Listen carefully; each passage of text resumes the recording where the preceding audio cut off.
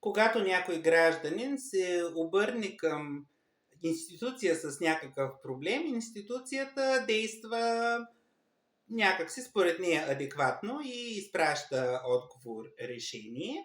Когато гражданинът възприеме това решение за странно, неразбираемо или грешно, или нямащо нищо общо с отнесения въпрос, гражданите могат да поискат институцията да си публикува отговора заедно с отнесения към нея, към институцията проблем.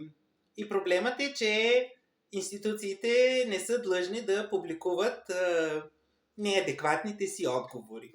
Конкретно през 2022 година парламентът реши, че надвнесени глоби към Агенция Пътна инфраструктура могат да се възстановяват и агенцията определи условията, по които това възстановяване може да стане.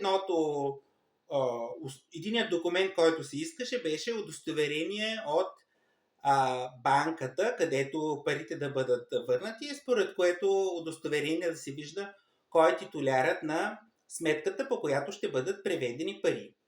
Това, което аз направих, е да се обърна към Агенция Пътна инфраструктура с въпроса защо не е достатъчно само да се посочи ИБАН, където парите да бъдат възстановени, но е необходимо и удостоверение от банката, където да се посочва кой е титулярът на сметката.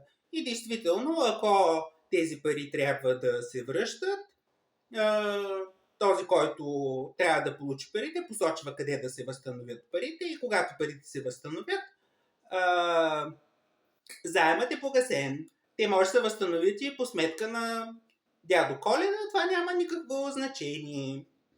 От Агенция Пътна инфраструктура, след като им изпратих това запитване, започнаха да изпращат отговори, които не отговориха на моя въпрос и така няколко пъти напред-назад.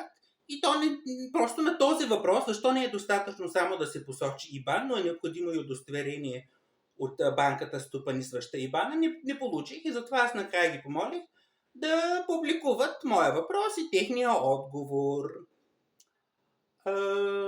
Те не го публикуваха, затова аз го публикувах, аз имам блог, наречен Административна тежест и тази публикация ще я видите в описанието на това видео.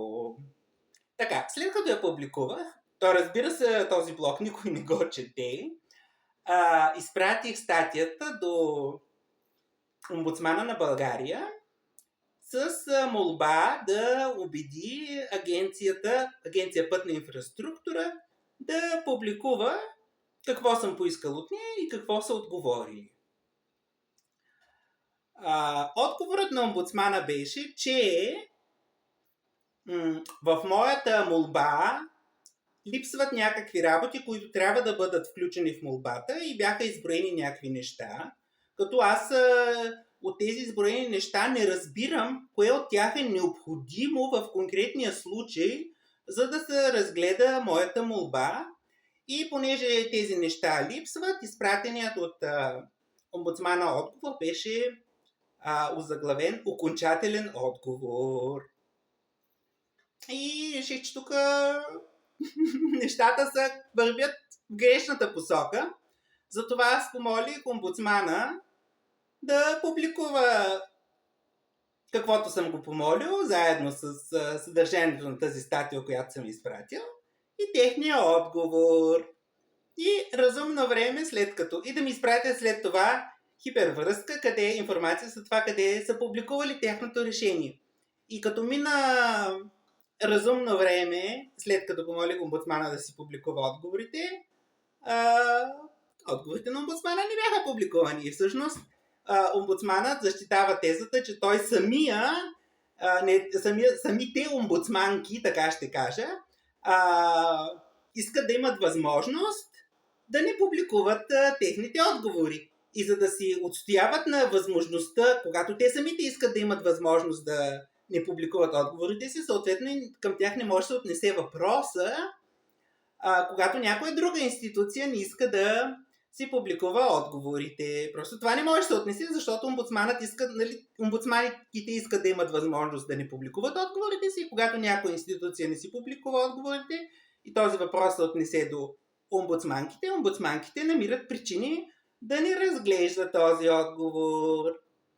И какво трябва да се промени? Ами трябва да се промени в България да се въведе право на гражданите, когато някой гражданин се обърне към институция и институцията не отговори по същество и откаже да публикува отговора си. И когато не отговори по същество, гражданите поиска да се публикуват как действа институцията в конкретната ситуация, гражданите трябва да имат право тази публикация да се случи.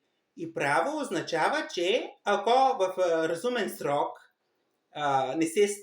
нещата не се публикуват, се плаща растящ във времето абонамент, независимо дали са възникнали за гражданите някакви разходи. Право означава, че ако нещо не се случи, се дават пари, независимо дали са възникнали щети или не. Ако нещо не се случи и не се изплащат обезщетения, тогава е случайност дали въпросното нещо ще се случи.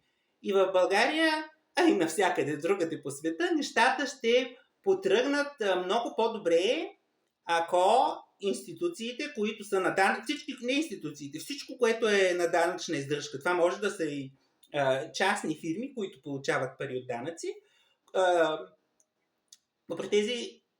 ако при всички, които са на данъчна издръжка, имат задължението, когато данъкоплатец се обърне към тях с някакъв проблем и отговорът или действията на институцията са странни, тогава гражданите да имат правото да изискват публикация на обстоятелствата, при които как самата институция действа. И право означава наистина, ако институцията не публикува какво се е случило или пропуска нещо и няма възможност гражданите да го допълни в тази публикация, се изплащат пари, абонамент, който расте във времето, докато тази публикация се случи.